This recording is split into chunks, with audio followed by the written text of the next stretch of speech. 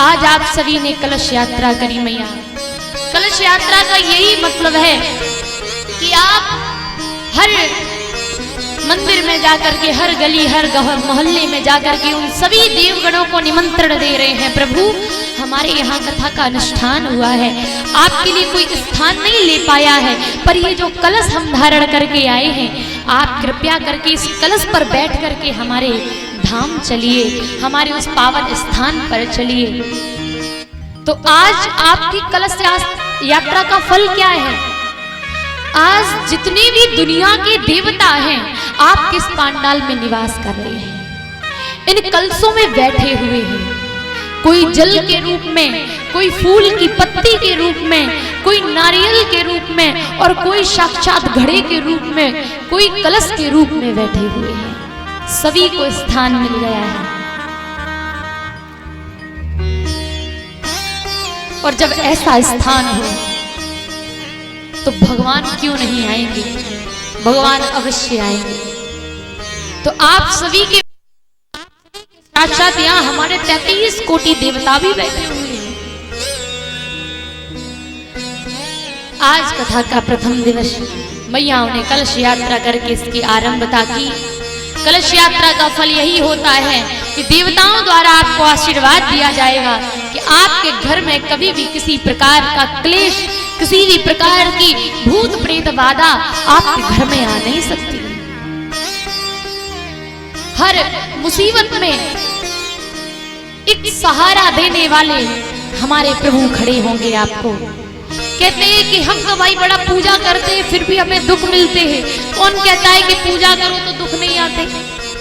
आते हैं, लेकिन क्या होता है, जो पूजा नहीं करते उन्हें दुख आते हैं तो वो संसार की तरफ भागते हैं, और जो पूजा करते हैं उन्हें जब दुख आते हैं तो वो भगवान की तरफ भागते हैं। तो उन्हें दुख और सुख का मालूम नहीं पड़ता कि हमारे सुख में दुख मिल गया है तो हमें तकलीफ हो रही है, क्योंकि उनके साथ प्रभु हैं, भगवान है, परमात्मा है।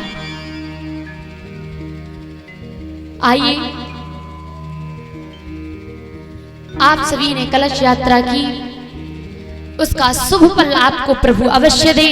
जिन बहनों ने कलश यात्रा की, जिन्होंने कलश धारण किए, उन्हें प्रभु वरदान देते हैं कि आपको आगे चल के एक संस्कारी और योग्य वर प्राप्त होगा।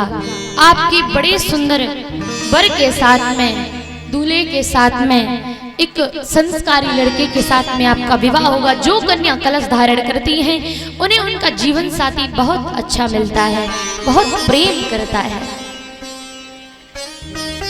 और हमारी सभी मैयाओं को प्रभु का आशीर्वाद मिलता है।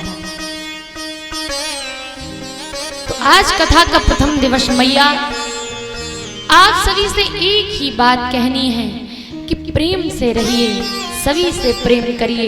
ये कथा क्यों कराई जाती है? मस्ती के लिए, टाइम पास के लिए, या हमारे पास समय है तो चलो कथा करवा लेते, थोड़ा टाइम पास हो जाएगा?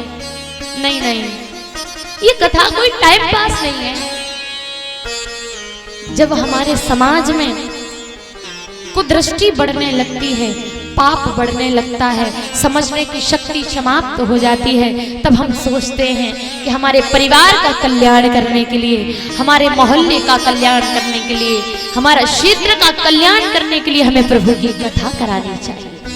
ये कथा हमें सिखाती है कि हमें अपने जीवन को कैसा जीना चाहिए, हमें कैसा पुत्र बनना चाहिए, हमें कैसा राजा बनना चाहिए, हमें कैसी माँ, हमें कैसा भाई, हमें कैसी बहन बनना चाहिए। ये कथा सिखाती है हमें कैसा परिवार का मुखिया बनना चाहिए। ये सब सिखाने के लिए हम कथा करवाते हैं। और आज से ही आपके क्षेत्र में जो भी निगेटिविटी होगी, जो भी नकारात्मक शक्ति होगी, आज के बाद निवास नहीं कर पाएगी, क्योंकि आज श्री ठाकुर का ये वृंदावन रूपी पांडाल आपके इस प्रयाग में लग चुका है। तो आज के बाद जहां जहां भी इस भागवत से कही गई बातें लोगों के कानों में जाएंगी, घर के एक एक कोने में जाएंगी, आपकी बुराइयां, आपके छल कपट दूर होते जाएंगे। और